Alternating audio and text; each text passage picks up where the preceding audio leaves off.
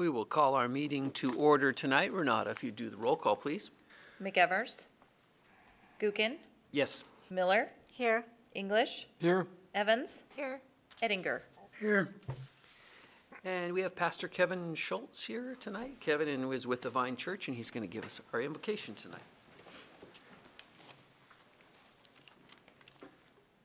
As the pastor of the Vine Church here in Coeur d'Alene, it's a privilege and an honor for me to lead you in prayer as you begin your important work tonight. Let's pray.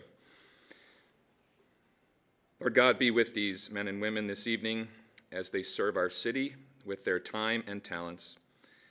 Give them an awareness that they are God's servants, whom he has given to us and to our city for our earthly well-being and government.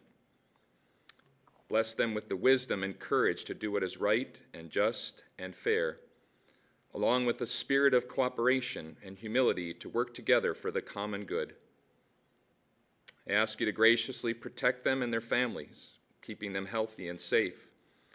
According to your wisdom and love, prosper our community, prosper our homes, prosper our hearts in ways that only you can do.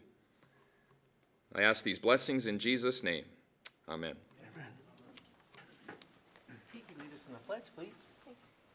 I pledge allegiance to the flag of the United States of America and to the republic for which it stands, one nation, under God, indivisible, with liberty and justice for all.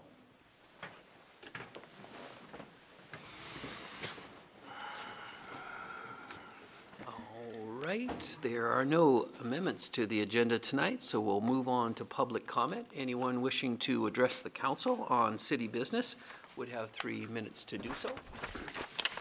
Good evening, Council. My name is David Lyman. 2 weeks ago, I talked about provisions in the urban renewal plans on disposition of assets when a district ends. In what you've been given tonight, of the 3 paragraphs I talked about, the 3rd has been deleted and the first 2 revised. Unfortunately, it's now clear what those 2 revised paragraphs do.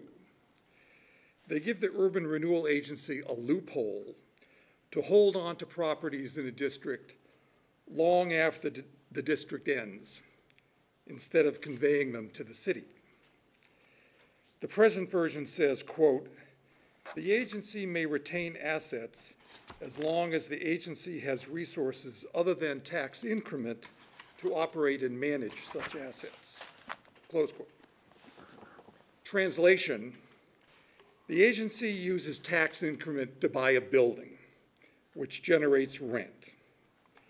When the district ends, the agency says it can use that rent, which technically is not tax increment, to pay the expenses on the building, and so keep it for years. But where did the agency get the money to buy the building in the first place? Tax increment dollars. Everything the agency has is either tax increment or the fruit of tax increment. Ultimately, tax increment is its only source of money. So this is sort of a money laundering scheme to let the Lake District or any district continue operating long after it ends. Why does the statute bother to specify a maximum life for districts at all? If you go ahead and adopt these plans tonight in their present form, that's what you're getting. There is a simple solution. I can show it to Mr. Gridley in about 10 seconds. Of those 2 revised paragraphs, delete the second and change the first back to what it was before. That's it. No more loophole. You can make this simple change as an amendment tonight. But if you adopt these plans in their present form, you're giving the agency this huge loophole. The choice is yours, but you won't be able to say you didn't know what you were doing. Thank you. Thank you. Anyone else wishing to give public comment tonight can come on up if there are anyone. Not seeing anyone, we will move on to our presentations. Our first presentation tonight is from for the Kootenai Metropolitan Planning Organization, Long-Range Transportation and Traffic Planning. And we have Mr. Glenn Miles, the Executive Director, with us tonight. Welcome, Glenn. Good evening, Mayor, members of the council.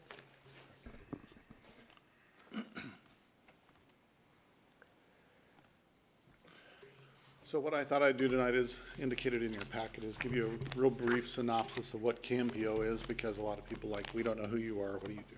So thought I would do that. In terms of CAMPO, which is the Kootenai Metropolitan Planning Organization, it is a transportation planning agency that is guided under Title 49 and Title 23 of the United States Code, which basically requires that that areas that go over 50,000 population have to have a collaborative, cooperative transportation planning program as a condition of receiving federal funds. The metropolitan planning area is defined by agreement between the jurisdictions of the area as well as the governor of the state. And the agreement was reached by the CAMPO board as well as the governor that it would take all of Kootenai County rather than just the urbanized area. So we're a countywide organization.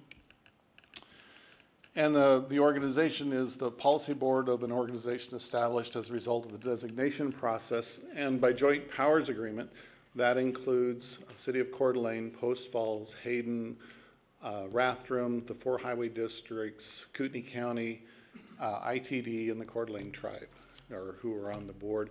And that organization was approved through joint powers and by Governor Kempthorne back in 2003. Our responsibility is to develop long-range transportation plans for the region, as well as developing transportation improvement programs, which look at what should we be doing over the next 20 years, as well as what programming of funds that are used to make that plan come to fruition.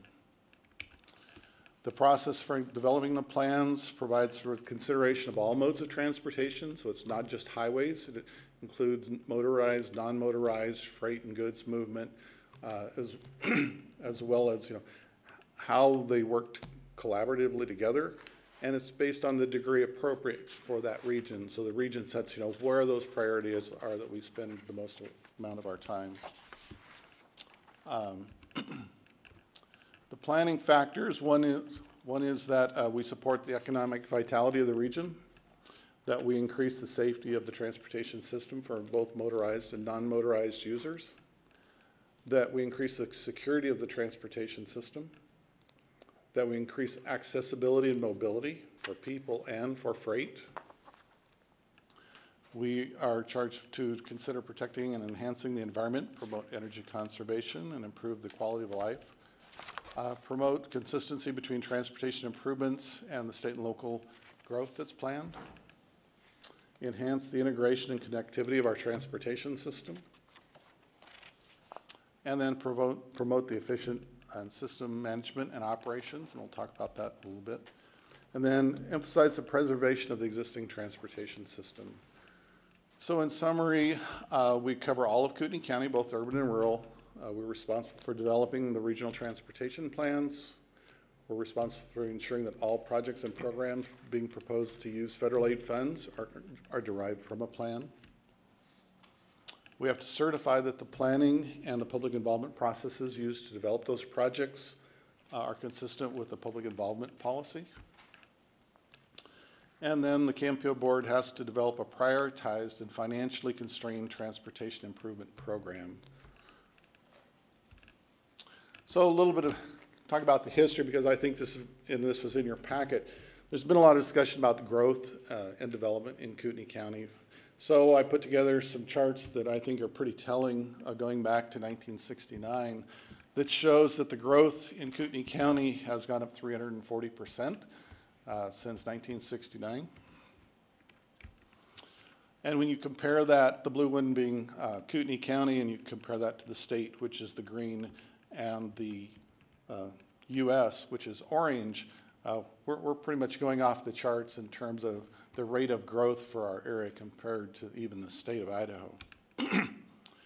When you look at Kootenai County population as an annual percent change, talk about the rapid growth. Actually, the most rapid growth occurred back in, I think it was 1973, where Kootenai County had an 8.48% increase in growth in 1 year.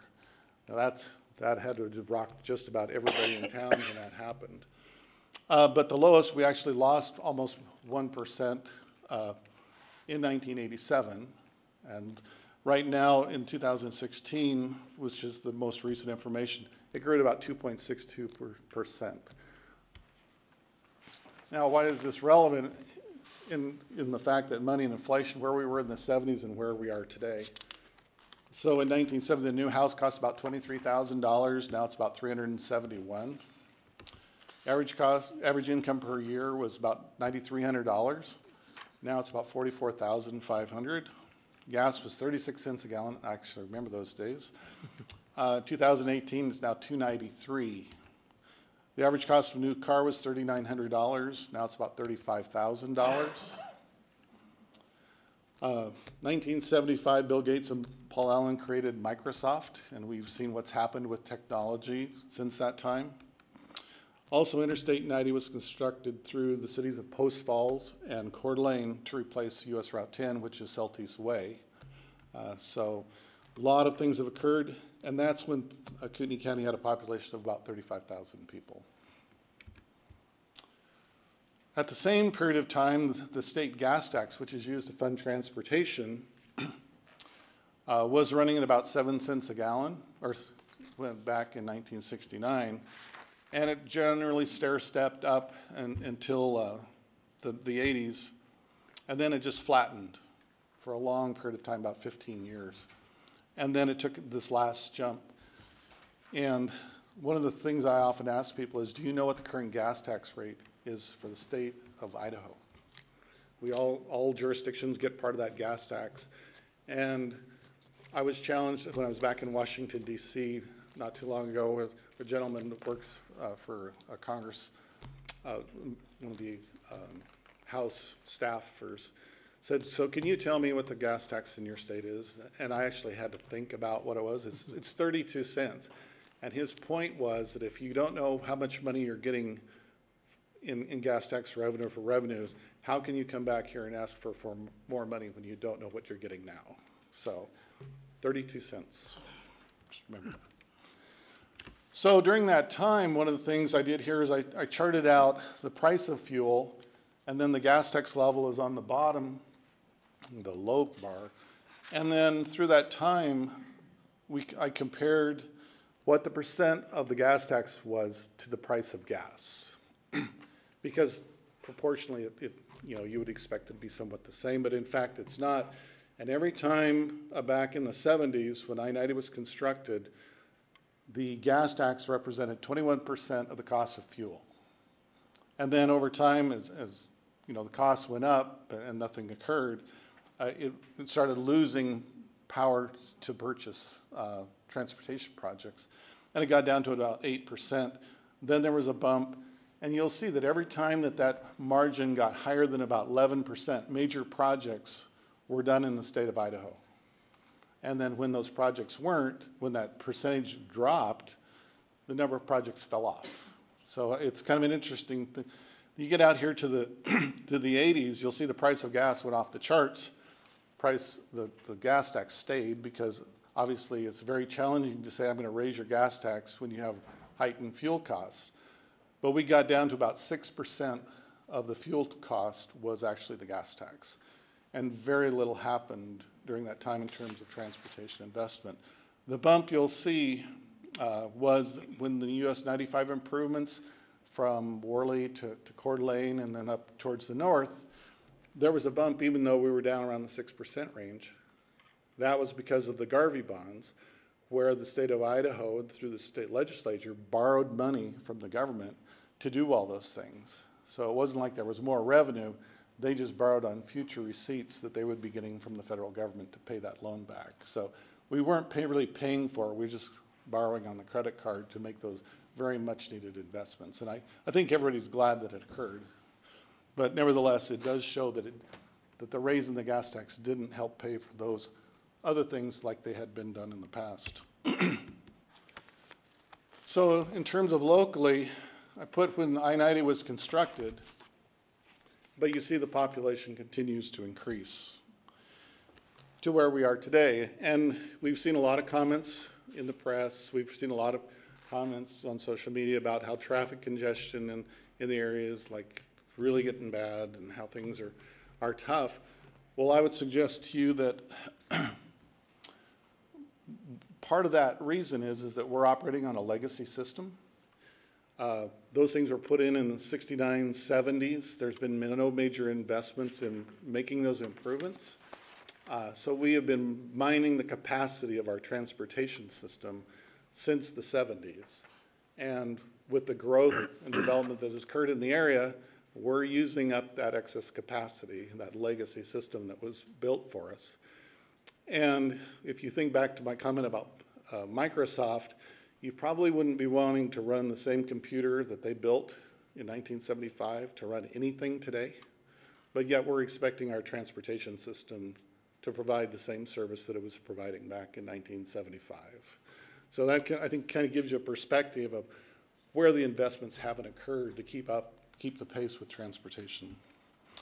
This is where we're at today in terms of congestion. It's no surprise. Interstate 90 westbound after work, you go out there, there's a lot of cars in the morning, there's a lot of cars going back and forth, and it is getting congested.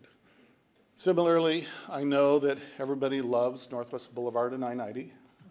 It's also a favorite spot to watch nothing happen, as well as US 95 and Appleway. And everybody like, it's the lights, it's the lights. Well, the lights can only do so much when they get so much traffic coming in large proportions at a time. And there's some investments that are being looked at that could try and address that.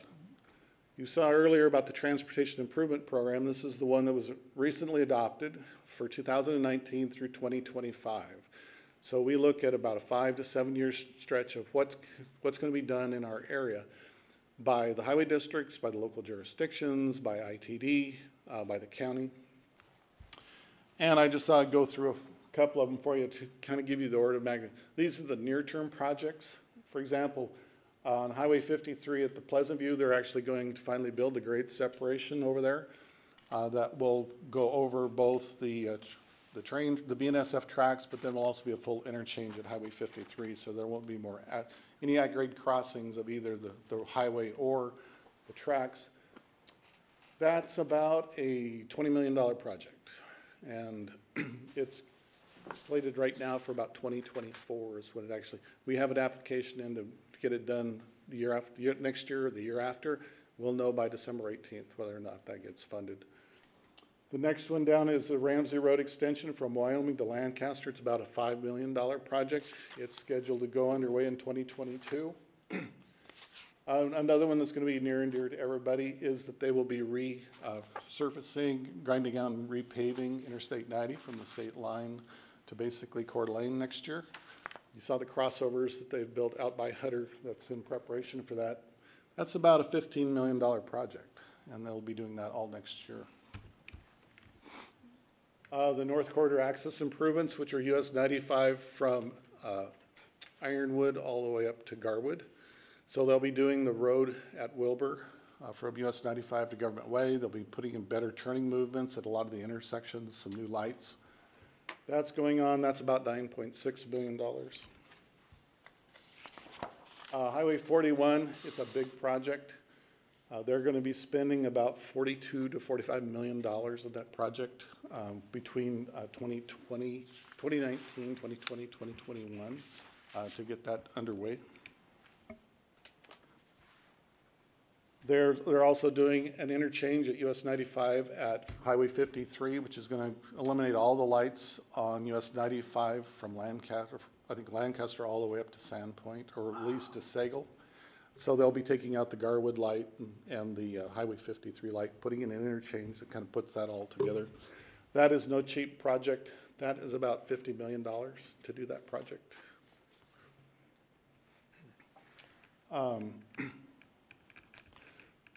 What I want to show you about this was if you take a look at what's going on in our transportation system in 2019, $81 million in the regular program, and then through the Garvey program, another $27 million. So $100 million next year are being spent in transportation investments. Similar amount is being spent in 2020. So looking into the future, we've done some forecasts. Everybody has forecasts. We built ours on that, what you saw earlier about averaging about 2.62% growth rate for the county, and then it's going to spread to the jurisdictions. We expect Coeur d'Alene by 2035 to have about 82,000 people when they all show up for dinner. And, but for the entire county by 2035, about 273,000 people we expect to be in the area. And this is 2040 if we only do what's in that program that I just referenced. The red and brown are a bad thing. Means it's going to stop. And you can see that Interstate 90, even with the investments that are already programmed through 2025, there's going to be congestion. It's going to spread south of Spokane River down on 95. 15th, 4th, Government Way, US 95, Ramsey, Atlas. You just pick a road and there's going to be congestion. So when people are talking about congestion now, it's going to get a lot more fun in the future. So in 2040, if we start building some things that we know are needed to try and address it, it's still not going to be very pretty, but it's going to be a whole lot better. This takes into account widening I-90 to 6 lanes, so 3 lanes in each direction. It takes into account new reconstructed interchanges along that route. It includes building the Hutter corridor from I-90 up to US 95. It includes all the things that people have planned for in the future. It includes the grade separation out at Pleasant View. But still, we can expect congestion, and I think one of the things that also calls to is the fact that we're going to need to see a better public transportation system that has a sustainable ability to sustain itself, that it can take up the gap, because we're not going to be able to build our way out of the congestion. So we need to be looking at multimodal, whether it's bike and pedestrian, whether it's transit and roads, because it's going to take a full mixture of things to try and address these problems. So what do we know? Right now, as of 2016, there are about 900,000 vehicle trips in Kootenai County. So just shy of 1 million trips are going around. And a trip is defined as if someone gets on their bike, gets on the bus, or gets in their car and goes from point A to point B. That's a trip. When they come back, that's 2 trips. If they stop somewhere in the medium, in between, each one of those links is considered a trip.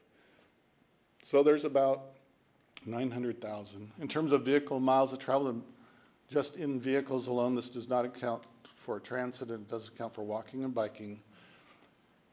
Each day, we see about 4.7 million vehicle miles of travel using our entire transportation system in Kootenai County. That represents in the evening peak hour about 9,800 hours of travel. And that's people sitting in their car, driving, whether they're driving longer and they're in congestion, all that's accounted for. The U.S. Department of Transportation looks at the cost of that travel in terms of the vehicle hours that are being used. And all trips are not equal. So you have commercial trucks, which have a very high value to them because they're moving a commodity and they're just-in-time delivery. There's business and commuters and traffic for personal trips. In the peak hour in 2016, that represents about $200,000 worth of value in our region for what that costs them. By 2035, that's expected to double to $406,000. So it's a very expensive endeavor. So what needs to be done to remain economically competitive? In the short term, we've got Government Way from Hanley to Prairie that is recently completed. Just as a matter of scale, that was a $10 million project. Celtice Way, Hutter to Northwest Boulevard, pretty much done now. I think it was about $4.5 million. Celti's Way Congestion Mitigation Project in Post Falls, about 2.6, it's underway right now. For 2019, we've got US 95, 41, and Ramsey Road kind of queued up for the future. We also have put in a funding request to move the Hutter Port of Entry more out towards Pleasant View to get it kind of out of that gap between Highway 41 and Coeur d'Alene, because it causes some challenges with people getting on and off, or pretty much getting on and off the interstate at Highway 41. The Pleasant View grade separation, we also have an application in to fund that early. Hutter Corridor, we'll be starting to get resources to start acquiring some of the right-of-way in that area. And then I've put on here a stable and reliable funding for public transportation services in the next 5 years. In the midterm, we need to have Ramsey Road finished. We need the Hutter Corridor to be underway with some construction. We need I-90 widening to 6 lanes. We need I-90 widening to 6 lanes with interchange and reconfigurations completed. The US 95 widening from Interstate 90 South through Coeur Gulch, that spot where it all narrows down basically needs to get to a place where we can accommodate that future growth.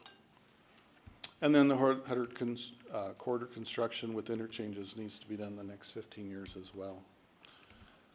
Trying to run through this because I know it's a lot, but I'd be happy to try and answer any questions. I have a couple of questions, Glenn. So we talk about congestion. It seems to me that the congestion points are where city streets meet, say, I-90. So you're coming up Northwest Boulevard and you get to the I-90 interchange, or 95.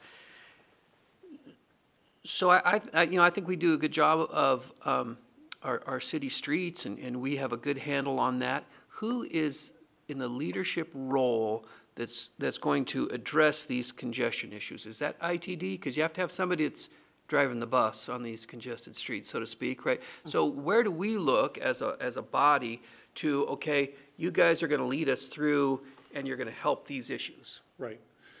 So what I would suggest to you is it's multifaceted, because the Campio board, which is made up of elected officials from each of the jurisdictions in our area that I spoke of earlier, they meet once a month. There is a plan that has been approved about what things need to be done and kind of how they would be done. So the planning of what needs to be done, even from ITD and in these corridors, has been done. The question now is execution. Where do you get the financing? Those projects that you see right there are probably on the order of $600 million. They're not all ITD improvements. They're a mix of ITD improvements, highway district improvements, local jurisdiction improvements.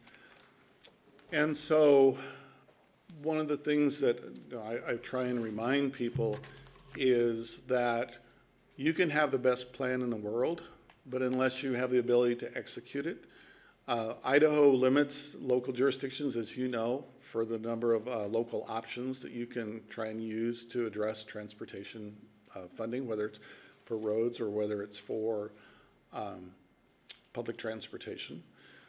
So I think at this point, what we're seeing is we need some leadership from local jurisdictions and from our state legislature and our congressional delegation to work together on how do we find a path of addressing some of these very significant investment challenges that have been put off for 40 years.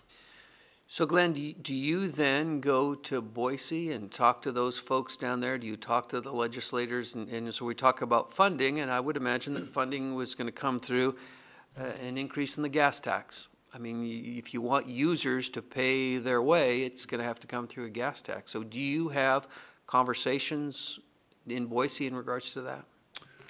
I do have conversations with Boise, people in Boise on that. The local Highway Technical Assistance Council, which provides some funding streams that are enabled by the legislature.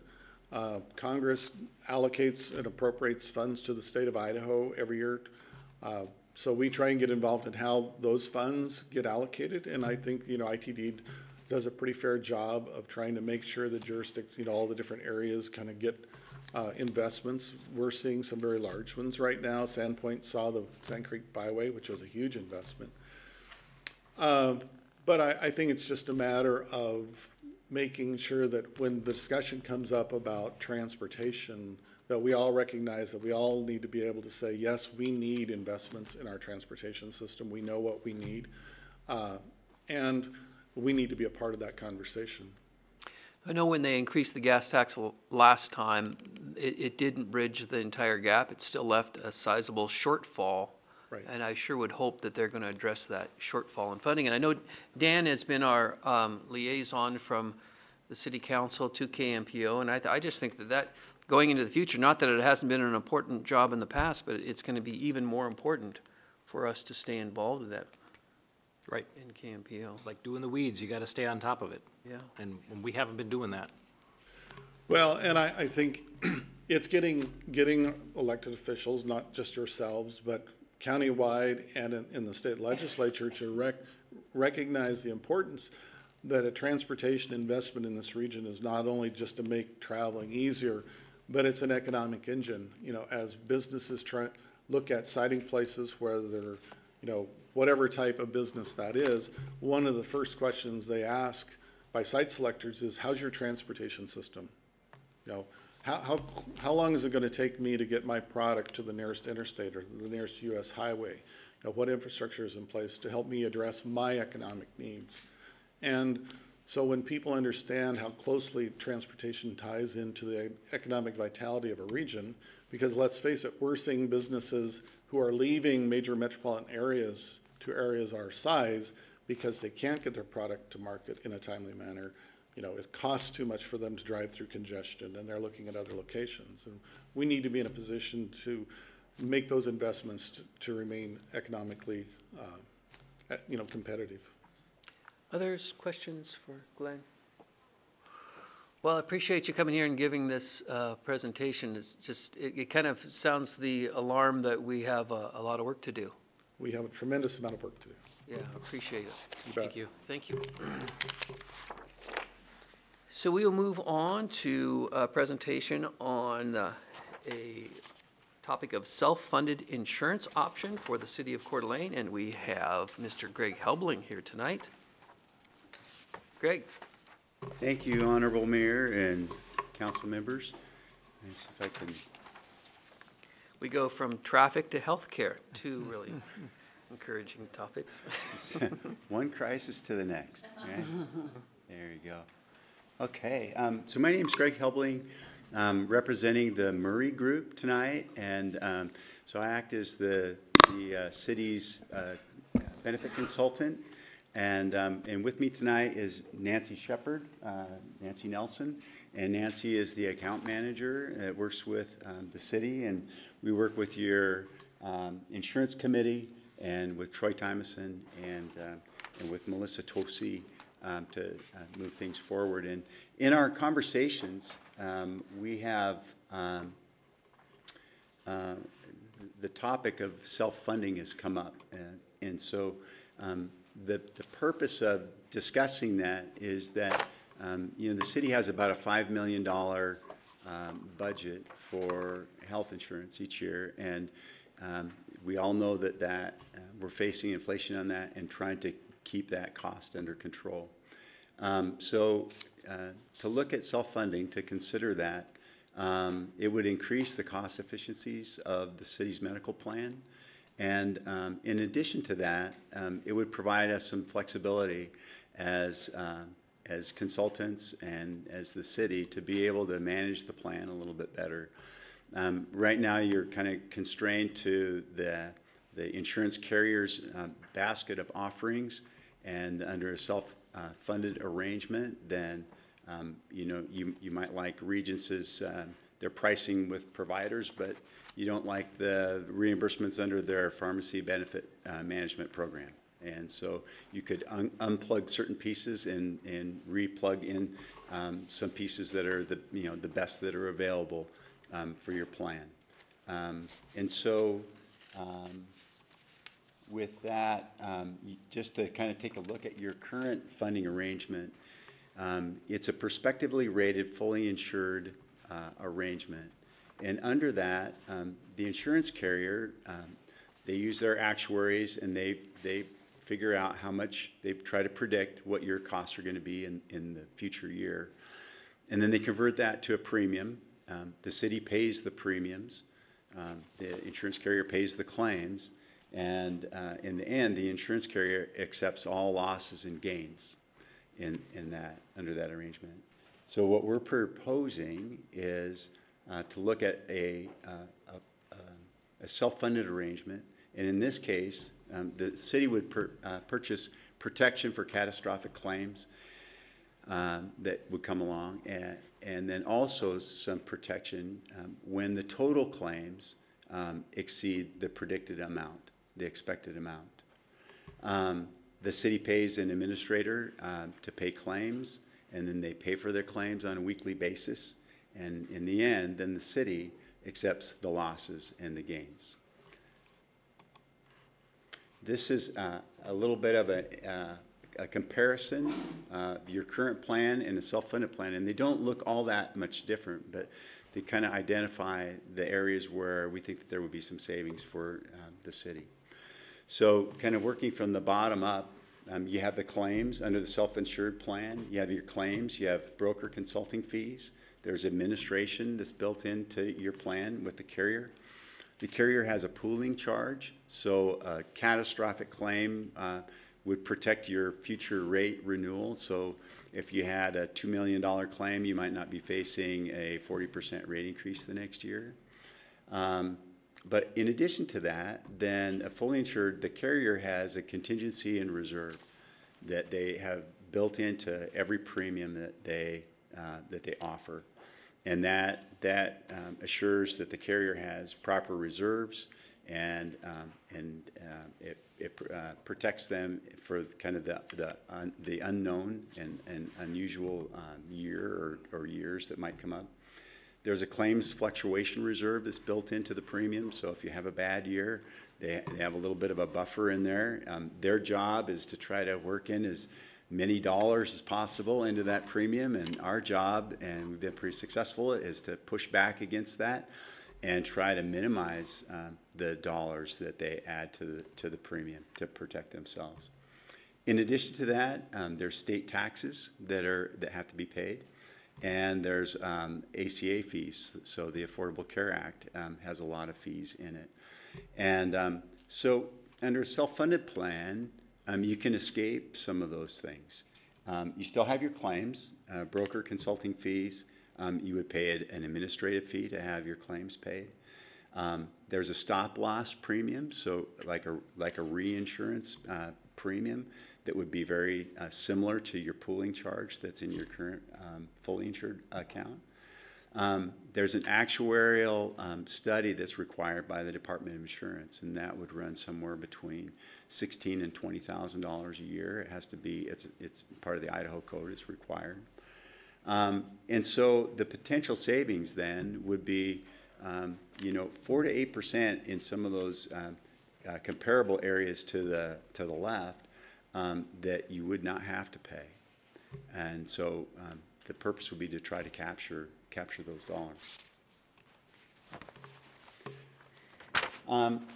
To go with a self-funded program, it wouldn't have to look all that different from the current plan if we desired. We could fracture it apart. It could look a lot different, but in terms of comparing it to your current plan, it could look this similar. You could have, like right now, Regions Blue Shield of Idaho is your insurance carrier. They perform claims administration, the enrollment and billing function, the customer service function. They provide the pooling protection within the plan. They provide the underwriting and actuarial so that they project what they think your claims will be in the future and produce a funding rate for you. And they are the fiduciary, so they have the bottom line responsibility of the plan. Under a self-funded arrangement, you could still have Regions Blue Shield be your claim payer, your claims administrator. In that kind of a scenario, they would be your claims administrator. They'd continue to take care of the enrollment and billing function, customer service. They can provide the stop loss coverage for you, or that could be shopped out separately. Milliman or Actuaries Northwest would provide the underwriting and actuarial function. And at the bottom line is that the city of Coeur d'Alene would be the fiduciaries. And again, accept all losses and gains, and hopefully more gains than losses. So a couple of pieces of that we've talked about is the protection that the city would purchase. So there's two pieces to that. One is called a specific stop loss, and that protects the city when eligible claims during a plan year by any one individual would exceed a specific limit. The pooling charge or the pooling point within your fully insured plan is at $140,000. So any claim that exceeds that, it doesn't fall into your renewal calculation. We would pick a funding or a specific stop loss in the range of somewhere between $125,000 and $175,000. In addition to that, so you'd say, well, that sounds great, but what if we had 100 people for some reason, scarlet fever or whatever, and everybody maxed out, hit 125,000, so you'd have $12.5 million for your exposure. The aggregate stop loss, it's set so that if your total claims exceed an expected claim amount, which is calculated by the reinsurer or an actuary, if it exceeds that expected amount by 120% or 125%, then that maximum liability is capped at that point, and it would protect the city. It's not often that you see that happen, but you do need to have that kind of protection for something that would be unknown. The other part that we talked about is the actuarial study. So Chapter 40, Title 41 of the Idaho Code requires cities, public entities, except for counties, they're required to have, if they self-fund, to have an annual claims projection, a study that provides the funding rates, annual cash flow projection, and they monitor the proper reserves for your plan. And Milliman is one company that does that. Actuaries Northwest also does that. Milliman is out of Boise, and the cost runs somewhere between $16,000 and $20,000, and that has to be done annually. So public entity employer requirements, these are a few of the things that we would have to do as we move forward. The Department of Insurance requires that that we inform them. So I've already had a conversation with them explaining that we're considering this step. There would be a phone conference with the Department of Insurance, the city, and the Murray Group, and our attorney. We have a in-house attorney who's the leading ERISA attorney in the state of Idaho. And ERISA is the law that self-funded plans are governed by. And his name is Dave Larson, and he's a terrific attorney and has helped tens of companies, and public and private, go self-funded. So we have a great resource with David. We have to complete an application for the Department of Insurance. Then the Murray Group, we would gather your claim information, get it to the actuaries so that they can complete their study. They would identify what your pre-funding amount would be and what your reserve requirements would be. There are other state requirements. You have to have a bond. There's a $500 annual fee if you're going to self-fund, some pieces like that. And then also that the city has to create an irrevocable trust, and that would have 3 trustees on that. And so next, we have just kind of a timeline that we put together. I'm not sure that that you want to go through all the details of it, But it takes close to a year to be able to go through all the steps, give the Department of Insurance this 90 days to review all the information. They'll go through and even read biographical affidavits for the trustees on the plan. And so, you know, by the end, well, probably by the middle to first part of August, we would want to have a go-live date for our 10-1 renewal. So any questions in regard to that? Questions for Greg? I've got a couple of these questions here. Seamless for employees. Employees won't know the difference, right? It's a funding mechanism of the city. The employees will go about their business, their doctor's appointments, all of that stuff. It's not going to make a change for them at all. Correct. Yeah, same carrier, they'll have a different ID card. Their ID card, like we were talking about how similar it could be. It may still be a Regions Blue Shield card, and it'll have a City of Coeur d'Alene logo on it. Other than that, they may not notice any difference. And obviously, when you go to something like this, it's the risk involved, right? Correct. And the people that are taking the risk are the taxpayers. They pay a lot of the bills around here. Right. So I would imagine it's the stop loss protection that mitigates some of that risk. Correct.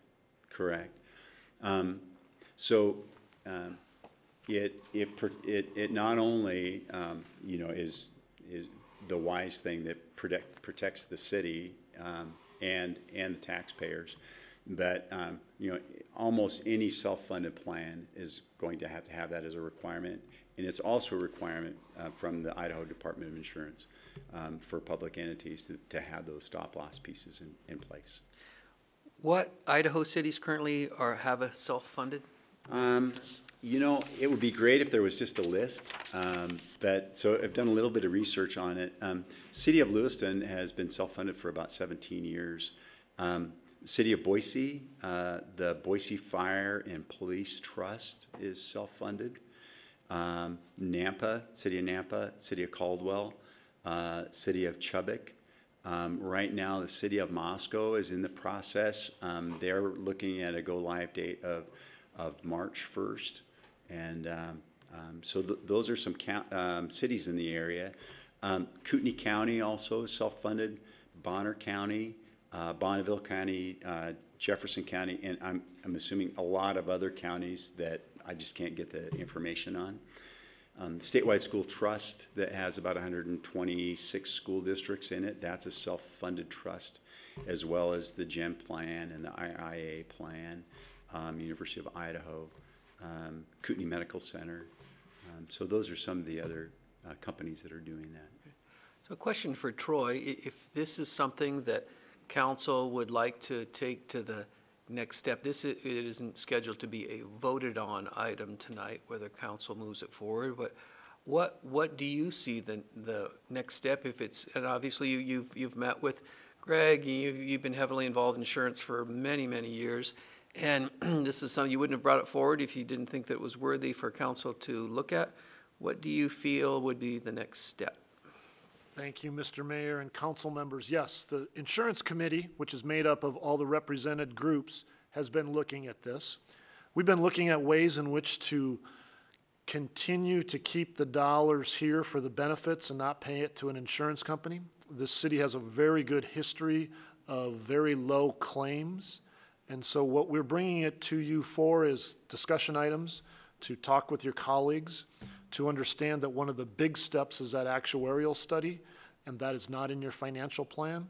So we will continue to explore what we'd like to see as a savings. Greg's done a great job of showing you, 5%. The administrator would like to see another 5% as a goal. A 10% savings is $500,000. So we'd like to entertain questions you might have, concerns you might have, and as an insurance committee, we are moving this forward, understanding that we would have to come back to you for sure and ask for some dollars for an actuarial study to be at all close to an October 1 conversion. So at this point, you're still in the homework stage, and then as you work down the road, you complete more of that homework, then you'll come back to council and seek the next step. Okay. All right. Dan? Well, I would just give comment that I was at the county as the county auditor when we went through that decision process to go to self-funding. And, you know, after multiple years of going up a big chunk every year, and then they looked at that and, you know, just to say it did pretty much work as advertised. And there was a decent savings, and ultimately, you know, what it did is we didn't have large increases, and then for multiple years, you could go, you know, basically kept it flat, and, you know, that was a good thing, and so sounds like maybe they still are on that plan. One of the other advantages, I guess, to employees, and I'm sure depending on how they structure and fine-tune, but as we all know, there can be times with insurance companies where, oh no, they're going to turn that down, and ultimately they're the ones that get to decide. And in this case, we have more control of our own destiny that, you know, you can't just give out special dispensations, but at least, you know, in terms of what's ultimately the most fair for the whole body, we are in more control. So I think that was a real positive. So anyway, my personal experience of it was very good. So. Any other questions of council for Greg? Just one quick Kiki. thing. So then this isn't an action item tonight, so this is discussion, and this will come back to us for a vote to move forward. Is that the plan? And then how do these trustees work? Are they appointed as part of the program or through the, how do they, and what do they, who governs the trustees? Okay, so we've had some discussions as who we think might be viable trustees.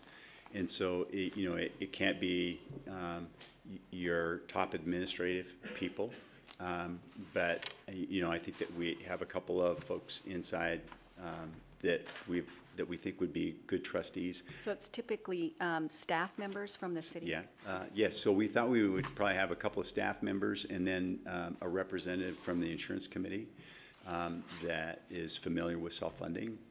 We think that that might be a nice balance.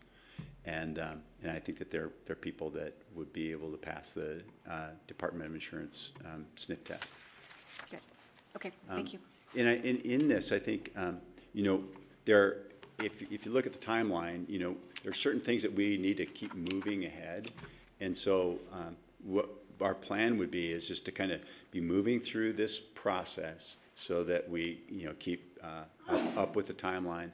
And then at the point that we would need, say, the actuarial study done, then come back to the council and ask for approval to do that so that we could keep things on a timeline. Anything else for Greg? Thank you very much. Appreciate it. Thank you, Mayor. We will move on to announcements. Any member of the council have an announcement tonight? Seeing no announcements, and we will see who will present the consent calendar tonight. Mr. Mayor, I'll make a motion to approve the consent calendar as presented, including resolution number 18-061. Second. Motion and a second to approve the consent calendar. Any further discussion? Roll call, please, Renata. Gookin, Yes. English, Yes. Ettinger, Yep. Evans, Yes. Miller. Yes. Motion carried. Now we'll move on to other business. This is resolution number 18-062, approving the parking garage transfer agreement and quitclaim deed for the Coeur d'Alene Avenue parking garage from Ignite CDA. And we have the World Traveling Sailor, Mike Gridley, here to give the presentation tonight. Thank you. Glad to be back on dry land.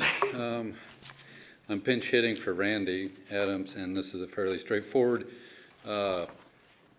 agreement to transfer the new parking garage from Ignite to the city of Coeur d'Alene. The only restriction that I'm aware of is that the city is required to operate it as a public parking garage, which is, I think, the council's intent. So pretty straightforward, a quitclaim deed to the city, and that's about it. Questions for Mike on this? Dan? I just had a question on the in the contract and the obligations of the city, it talks about that the city may not take action or admit action with respect to the tax exempt note. What does that actually mean? Not being a legal person, I'm just concerned what the concern is regarding us. We're not taking on the note. Oh, here comes a bond attorney just in time. Prayers are answered, thank you. So as you all know, I believe the parking garage was financed with a tax exempt financing tool. Troy is very familiar with this, but because of that, we can't use it for private purposes. It can't go to benefit private companies, so it has to be utilized as a public parking garage. I don't expect any problem with that. Those little small pieces that are going to be used privately will fit within the 10% allocation that the IRS allows for private use in the garage, but you can't like lease all the spaces to a new hotel that's built or something like that. You have to treat everyone the same and treat it as a public facility. And we have to do that with the McEwen parking also, so Troy's familiar with the process. Thank you. Any other questions from council? If there aren't any other questions, we'll be looking for council action. Mr. Mayor, I would make a motion to approve resolution number 18-062, the parking garage transfer agreement and quitclaim deed for the Coeur d'Alene Avenue parking garage from Ignite CDA. Second. Motion and a second. Any further discussion? Roll call, please. English, Yes. Eddinger, Yep. Evans, Yes. Miller, Yes? Gookin. Aye. Motion carried. The second item that we have is the resolution number 18-063. It's the annexation agreement with School District 271 for the annexation of 7.18 acres from County Agricultural to City R8 located at 2008, 1950, and 1914 Prairie Avenue. And this is pursuant to council action of November 6th of 2018. So we'd be looking for some action there. Mr. Mayor, I move that we approve Resolution 18063, which is approving an annexation agreement with School District 271 for the annexation of 7.18 acres from County Agricultural to City R8 located at 2008, 1950, and 1914 Prairie Avenue. Second. We have a motion and a second. Any further discussion? Roll call, please. English, Yes. Eddinger, Yep. Evans, Yes. Miller, Yes. Gookin. Aye. Motion carried. And for Part 2, I would move that we dispense with the rules and read Council Bill Number 181030 once by title only. Second. Motion and a second. Further discussion on that? Renata, if you'd read the title, please. Council Bill Number 18-1030, an ordinance annexing to and declaring to be a part of the City of Coeur d'Alene, Kootenai County, Idaho, specifically described portions of Section 27, Township 51, North, Range 4 West, Boise Meridian. Zoning such specifically described property hereby annexed, repealing all ordinances and parts of ordinances in conflict herewith, providing a severability clause, providing for the publication of a summary of this ordinance and an effective date hereof. Roll call, please. Evans, Yes. Miller, Yes. Gookin, Yes. English, Yes. Eddinger. Yep. Motion carried. And now I would move to adopt Council Bill 181030. Second. Motion and a second. Further discussion. Roll call again, please, Renata. Evans, Yes. Miller, Yes. Gookin, Yeah. English, Yes. Eddinger. Yep. Motion carried. Now we will move on to, this is item number 3 on the agenda. Consider the Second Amendment to the River District Redevelopment Plan of the Coeur d'Alene Urban Renewal Agency doing business as Ignite. Consider the Second Amendment to the restated Midtown Northwest Boulevard Downtown Urban Renewal Plan, now referred to as a Lake District Urban Renewal Plan Project, Coeur d'Alene Urban Renewal Agency doing business as Ignite, and consider the Urban Renewal Plan for the Atlas District Urban Renewal Project of the Coeur d'Alene Urban Renewal Agency doing business as Ignite. This is pursuant to council action of December 4th. Actually, today is December 4th, right. So we would be looking for Earlier. action on Council Bill number 18-1027, which is an ordinance approving the Second Amendment to the River District redevelopment plan of the Coeur d'Alene Urban Renewal Agency doing business as Ignite CDA. Mr. Mayor, I do have some concerns about this plan, and mostly that there's no matrix of accomplishments in the plan, which to me makes it not a plan. And there's also no measure of the plan's success in the plan. I do support all this stuff because I think it should be done properly, but when we discussed this for the past year, I wanted to ensure that the public would be in the driver's seat, and this plan puts urban renewal in the driver's seat and removes us and removes the public from the scene, which is a very big concern of mine. I'm also concerned about the thing that Mr. Lyons mentioned about the termination of the district, and while it is authorized under Idaho code that an urban renewal agency can hang on to assets that make money, which I disagree with. I think that's philosophically against the whole idea of tax increment financing. I would like to make a motion to amend the contract. Actually, I'll do this one and it'll fail, so I won't need to do it 2 more times. But in this, in the River District amended contract, or plan, using quotes, I would like to go ahead and modify it so that upon termination of the Revenue Allocation Authority, that any assets possessed by the agency do automatically revert to the city, that there's no holdout for anything. So I would like to make that amendment. So, Dan, then you're making a motion to approve Council Bill number 18? No, just to amend it. Okay. Just to amend the language in the plan so that all assets within the district will revert. It says, the language is, upon termination of the Revenue Allocation Authority of the plan, to the extent the agency owns or possesses any assets, that those assets would be granted, conveyed, or dedicated to the city. Okay, so that's a motion. Is there a second to that motion? Second. Okay. Thank you. So there is a motion and a second. Further discussion? Just to reiterate what David said, which is that the purpose of tax increment financing is to revitalize an area. And I think everyone up here agrees that the Atlas Mill site has set dilapidated for a long period of time and underused, and this is our plan to go ahead and use it. Because there's nothing in the plan that says what the assets could be.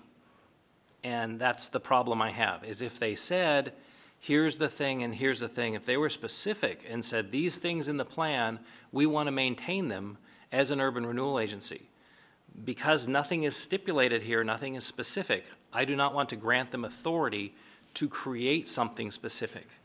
And that's my issue with the plan. If it was in here, then I could discuss it. I could evaluate it as an elected official, as a representative of the people who live here.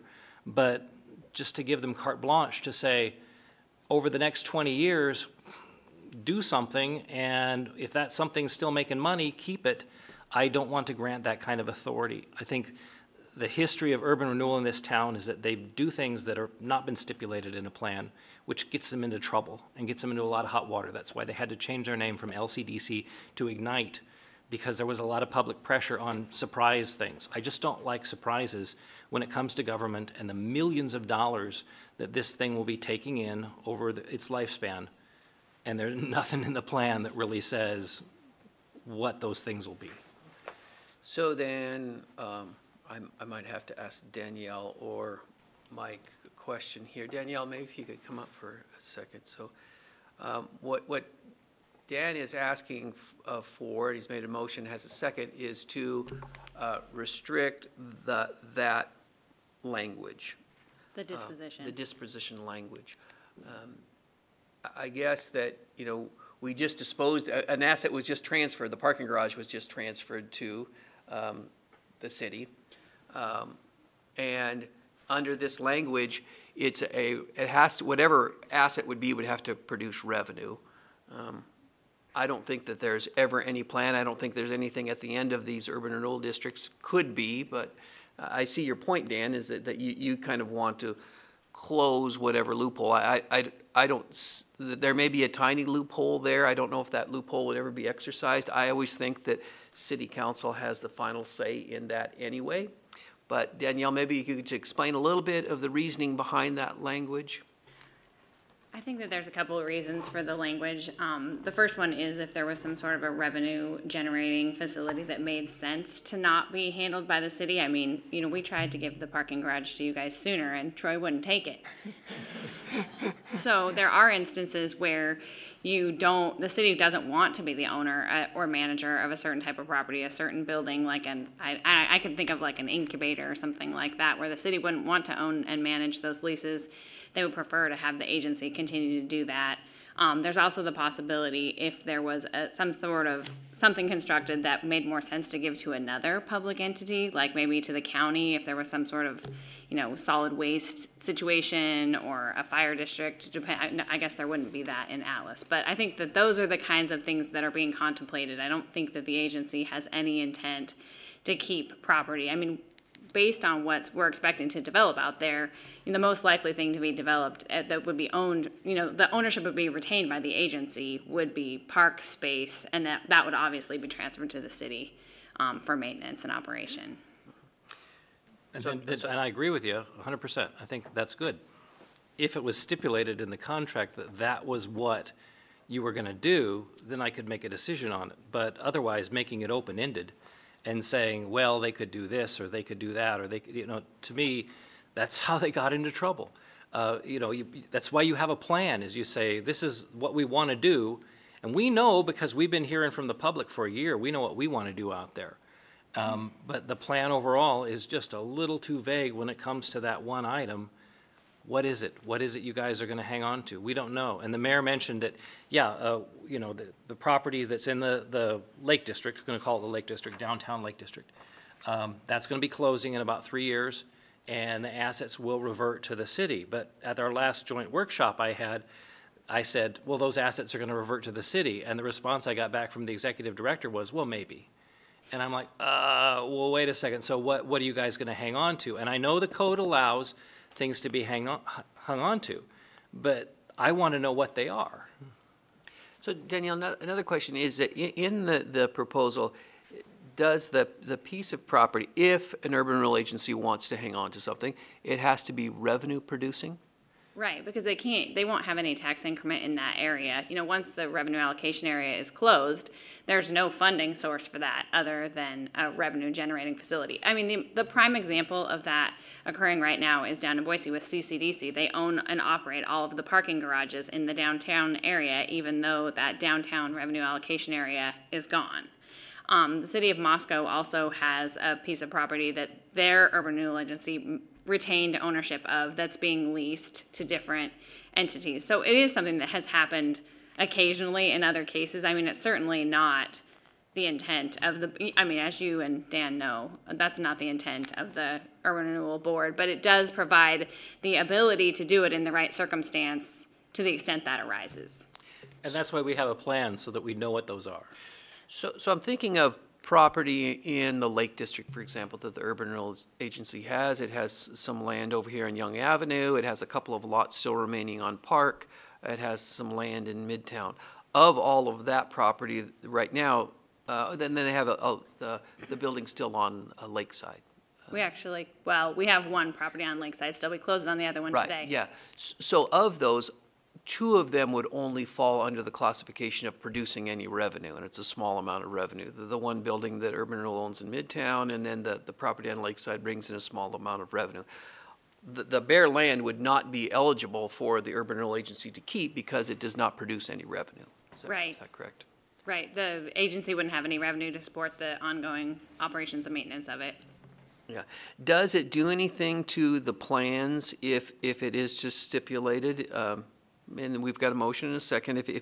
If this does pass, does it do anything to the plan as it's been prepared, or is it just a modification, an amendment to that, just saying that any property owned at the end of the Urban Renewal Agency transfers to the city? Does it modify anything? I mean, it takes away that flexibility that I was just describing in the event that there was a situation where the city didn't want to take something back or we wanted to give it, the agency wanted to give it to another likely public entity. So that'd be the main change. The thing that I would be probably more concerned about is that it would have to go back to the agency board for approval, and we're pushing up against the end of the year in terms of getting these plans established. So we would have to provide additional notice to all the taxing districts to make this change. We did another notice distribution to all the taxing districts, and we have to get the plat recorded that you all adopted at the November 20th meeting, and then we have to get all the notices done so that we can get this recorded before year end. Okay. Other questions? I think that I want to make sure that all the council members, before they vote on it, are clearly up to speed and know exactly what's going on here.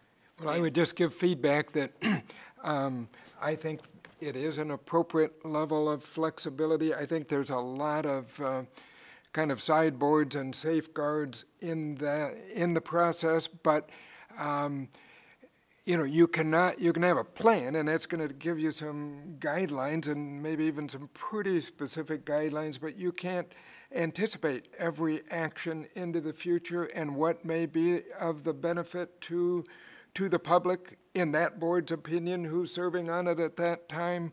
And I guess, too, in terms of, you know, I have a different perspective from Dan on, you know, if the public has a seat in this thing and everything, having now been on there for a while. Frankly, I think that the public has, they're sitting in the driver's seat a lot. You know, we have, the people who get there are, have to be affirmed by the mayor, who's elected by the people. I'm on there, happen to also be a sitting council member who gets elected by the people.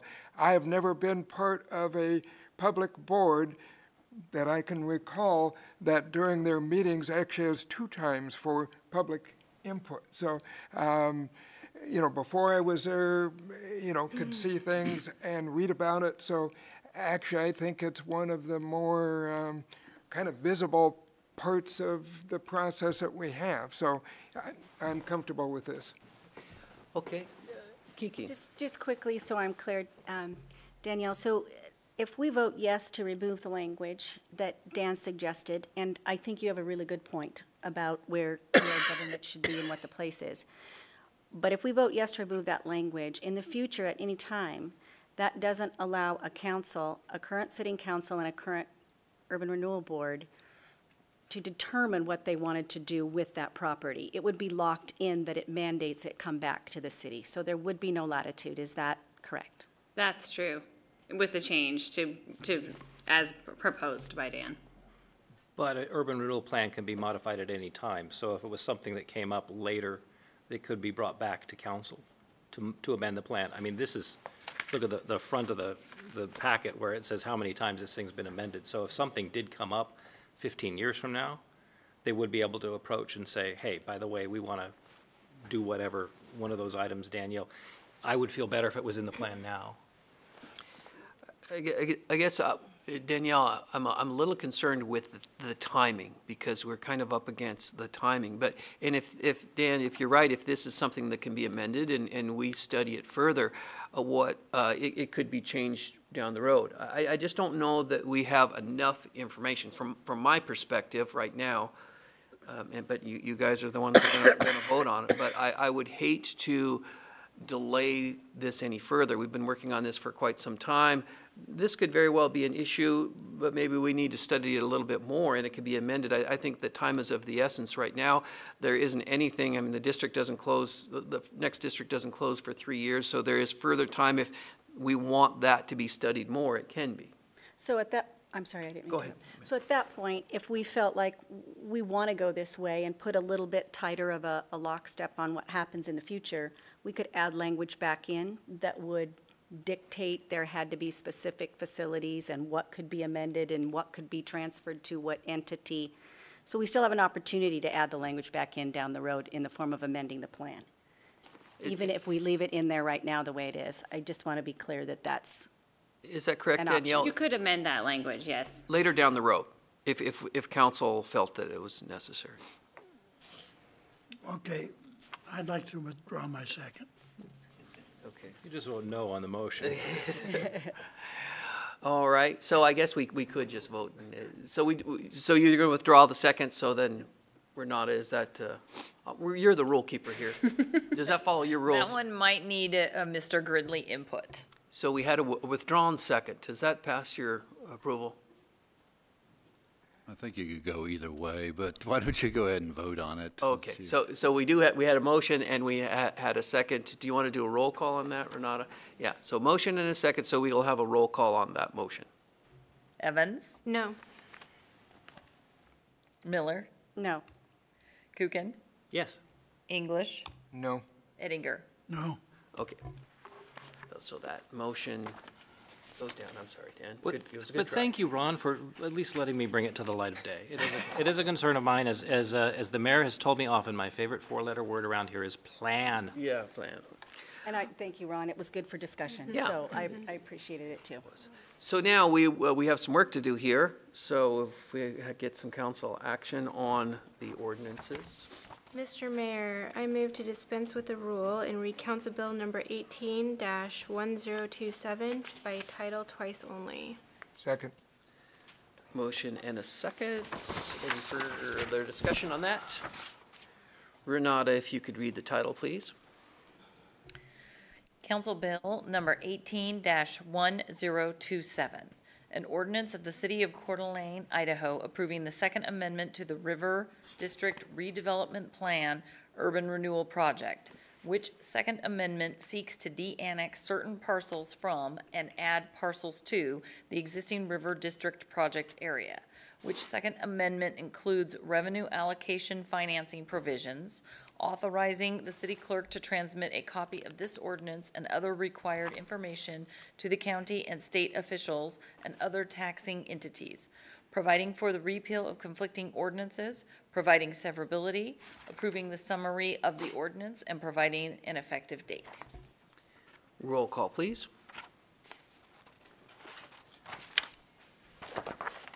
Evans? Yes. Miller? Yes. Gookin? Yeah. English? Yes. Eddinger? I move to adopt Council Bill 18-1027. Second. Motion and a second. Further discussion? Roll call, please. Evans? Yes. Miller? Yes. Gookin? No. English? Yes. Eddinger? Yes. Motion carried. Now we have Council Bill number 18-1028. This is an ordinance approving the Second Amendment and restated Midtown Northwest Boulevard Downtown Urban Renewal Plan, now referred to as the Lake District Urban Renewal Project Plan, Coeur d'Alene Urban Renewal Agency, doing business as Ignite. So we'd be looking for council action. I would make a motion to dispense with the rule and read Council Bill number 18-1028 by title twice only. Second. Motion and a second. Further discussion? Renata, if you could read the title, please. Council Bill number 18-1028, an ordinance of the City Council of the City of Coeur d'Alene, Idaho, approving the Second Amendment to the Second Amended and Restated Midtown Northwest Boulevard Downtown Urban Renewal Plan, now referred to as the Lake District Urban Renewal Project Plan, which Second Amendment seeks to add parcels to the existing Lake District project area, which Second Amendment includes revenue allocation financing provisions, authorizing the city clerk to transmit a copy of this ordinance and other required information to county and state officials and other taxing entities, providing for the repeal of conflicting ordinances, providing severability, approving the summary of the ordinance, and providing an effective date. Roll call, please. Miller? Yes. Gookin? Yes. English? Yes. Eddinger? Yep. Evans? Yes. Motion carried. Next, Now please. I'll make a motion to adopt Council Bill 18-1028. Second. Motion and a second. Any further discussion? Roll call, please. Miller? Yes. Gookin? Yes. English? Yes. Eddinger? Yep. Evans? Yes. Motion carried. And finally, we have Council Bill number 18-1029, an ordinance approving the urban renewal plan for the Atlas District Urban Renewal Project of the Coeur d'Alene Urban Renewal Agency, doing business as Ignite. I move to dispense with the rule and read Council Bill number 18-1029 by title twice only. Second. Motion and a second. Further discussion? One more time, Renata, if you could read the title. Council Bill number 18-1029, an ordinance of the City of Coeur d'Alene, Idaho, approving urban renewal plan for the Atlas Urban Renewal Project, including revenue allocation financing provisions and authorizing the city clerk to transmit a copy of this ordinance and other required information to county and state officials, providing severability, providing for the repeal of conflicting ordinances, providing for the publication of a summary of the ordinance, and providing an effective date. Roll call, please. Gookin? Yeah. English? Yes. Eddinger? Yep. Evans? Yes. Miller? Yes. I move to adopt Council Bill 18-1029. Second? Motion and a second. Further discussion? One final roll call. Gookin? No. English? Yes. Eddinger? Yep. Evans? Yes. Miller? Yes. Motion carried.